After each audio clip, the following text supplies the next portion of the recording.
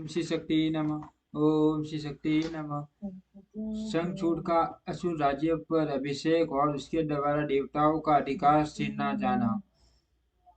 देवों का ब्रह्मा की शरण में जाना, ब्रह्मा का उन्हें साथ लेकर विष्णु के पास जाना, विष्णु द्वारा शंखचूड़ के जन्म का रहस्योद्घाटन और फिर सबका शिव के पास जाना और शीर्ष सभा में उनकी झांकी करना तथा अपना अभिप्राय प्रकट करना। सनत सनत कुमार जी कहते हैं, मैं ऋषि जब शंखचूड़ ने तप तप कर तप करके वह प्राप्त कर लिया और वह विवाहित होकर अपने घर लौट आया, तब दानवों और दैत्यों को बड़ी प्रसन्नता हुई। वे सभी असुर तुरंत ही अपने लोक से निकलकर अपने गरुड़ शुक्राचार्य के को साथ ले दल बनाकर उसके निकट आए और विनय पूर्वक उसे प्रणाम करके अनेकों प्रकार से आदर प्रदर्शित करते हुए उनका स्तवन करने लगे। फिर उसे अपना तेजस्वी स्वामी मान कर अत्यंत प्रेम भाव से उनके पास ही खड़े हो गए। उधर ठीक से दिखाई नहीं दे रहा, आगे बता समझ आता हूँ। उनकी स्वतंत्रता जाती रही।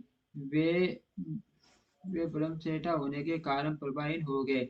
इधर सूर्य प्राप्ति दक्ष कुमार दानव राज शंखचूड़ वे संपूर्ण लोगों को जीत कर देवताओं द्वारा अधिकार छीन लिया। बहुत की अग्नि ठीक से दिखाई नहीं दे रहा, आगे बढ़ा समझ आता हूँ। देवताओं के अतिरिक्त सभी जीव सुखी थे, उनमें उनमें किसी प्रकार का विकार नहीं उत्पन्न होता था। चारों वर्णों और आश्रमों के सभी लोग अपने अपने धर्म में स्थित रहते थे। इस प्रकार जब त्रिलोकी का शासन कर रहा था, उस समय कोई भी दुखी नहीं था, केवल देवता प्राकृत वो वर्ष दुख उठा रहे थे। मुने बाबली शंखचूड़ का बोले कि हे निवामी श्री कृष्ण परम मित्र साधु स्वभाव वाला वत्सला श्री कृष्ण की भक्ति में निरंतर रहता था। पूर्व शापवश उसे दानव की योनि में जन्म लेना पड़ा था, परंतु दानव होने पर भी उसकी बुद्धि दानव की सी नहीं थी।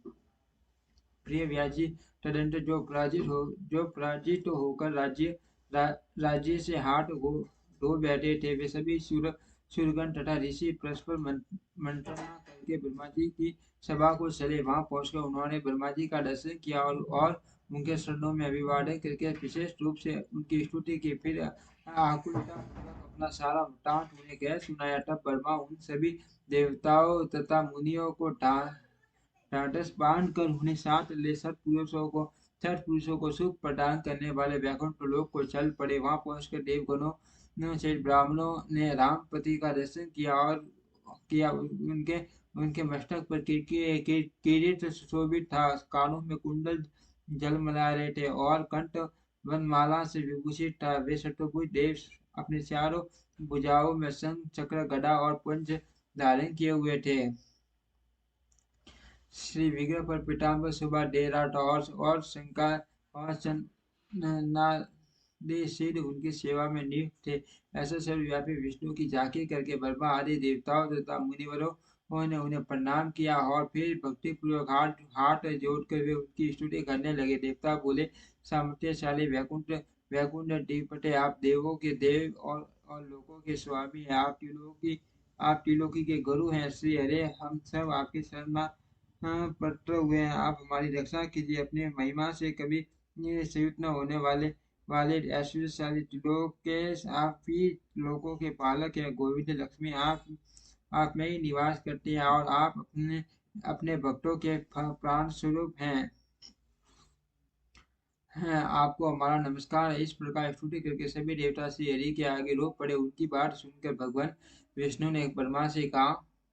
विष्णु बोले, ब्राह्मण, यह वैकुंठ योगियों के लिए भी दुर्लभ है। तुम यहाँ किस किस लिए आए हो? तुम पर कौन सा आ पड़ा है? वह यथार्थ रूप से मेरे सामने वर्णन करो।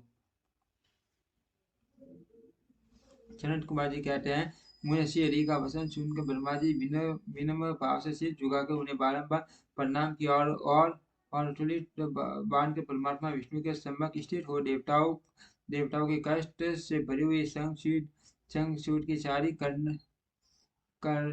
करनत कह सुनाई। तब समस्त प्राणियों के भावों के ज्ञाता भगवान श्री हरि उस बात को मुंह सुनकर हंस पड़े और ब्रह्मा से उस रहस्य का उद्घाटन करते हुए बोले। श्री भगवान ने कहा, कमल लोनी, मैं शंख चूट का सारा भूटान जानता हूँ। पूर्व जन्म में वह माँ तेजस्वी गोप था मेरा भक्त था। मैं उसके भूटान भूटान से संबंध रखने वाला इस पुरातन इतिहास का वर्णन करता हूँ। सुनो, इसमें किसी प्रकार का संदेह नहीं करना चाहिए। भगवान शंकर सब कल्प करेंगे। गोलोक में मेरे ही रूप श्री कृष्ण रहते हैं। उनके से राधा नाम से विख्यात है।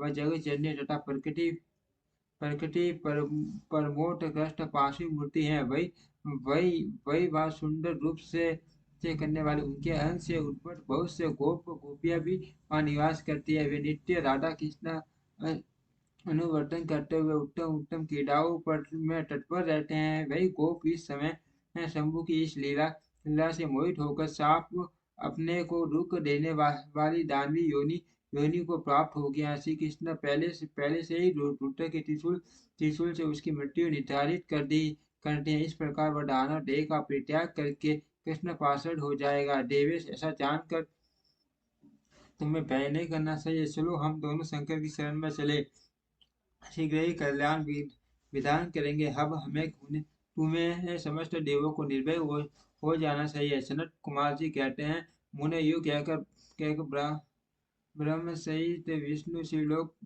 को चले। मार्ग में वे मन ही मन भक्त वत्सल सर्वेश्वर शंभु का स्मरण करते जा रहे थे। व्यास जी इस प्रकार वे रमापति विष्णु ब्रह्मा के साथ उसी समय शिवलोक में जा पहुंचे। जो मान दिव्य निराधार भौतिकता से रहित, वहां पहुंचकर उन्होंने शिव जी की सभा का दर्शन किया। वह उसी एवं उत्कृष्ट प्रभाव वाली सभा प्रकाश युक्त शरीर वाले श्री पार्षदों से घिरी होने के कारण विशेष रूप से शोभित हो रही थी। उन पार्षदों का रूप सुंदर कांति से युक्त महेश्वर के रूप के सदस्य था। उनके 10 भुजाएं थी, 5 मुख और 3 नेत्र थे। गले में नीलसीन तथा शरीर का वर्ण अत्यंत गोरा था। वे सभी श्रेष्ठ रत्नों से युक्त रुद्राक्ष और भस्म के आवरण से विभूषित थे। वह बनोर सभा नवीन संत कमल के समान आकार वाली और चौकोर थी। उत्तम उत्तम मणियों तथा हीरो के हारों से वह सजाई गई थी।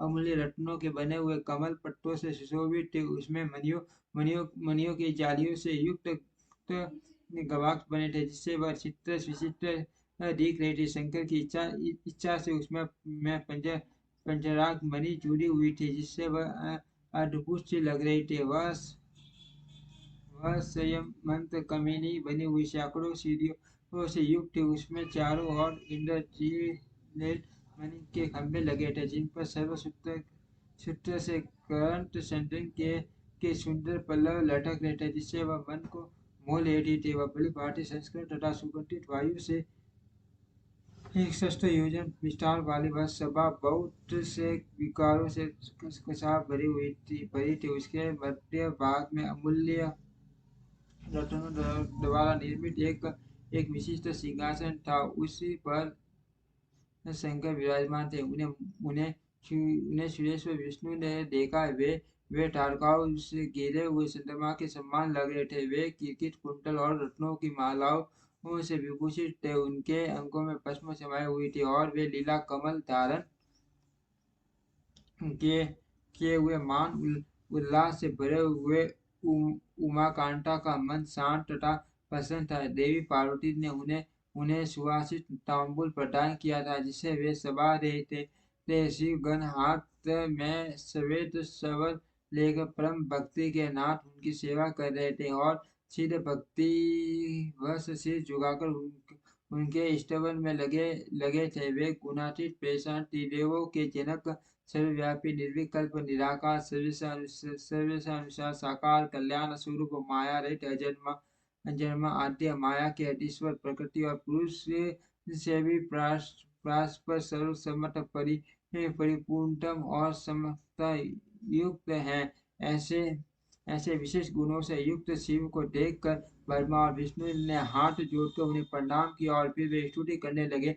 विधि वि, वि, विविध प्रकार से स्तुति करके अंत में वे बोले, भगवान आप तीनों और अनाथों के सहायक, दीनों के प्रतिपालक, दीन बंधु त्रिलोकी के अधीश्वर अधीश्वर और शरणागत वत्सल हैं। गौरी हमारा उद्धार कीजिए, परमेश्वर हमारा हम पर कृपा कीजिए। नाथ हम आपके ही अधीन है, अब आपकी जैसी इच्छा हो वैसा करे। ओम श्री शक्ति नमः। ओम श्री शक्ति नमः।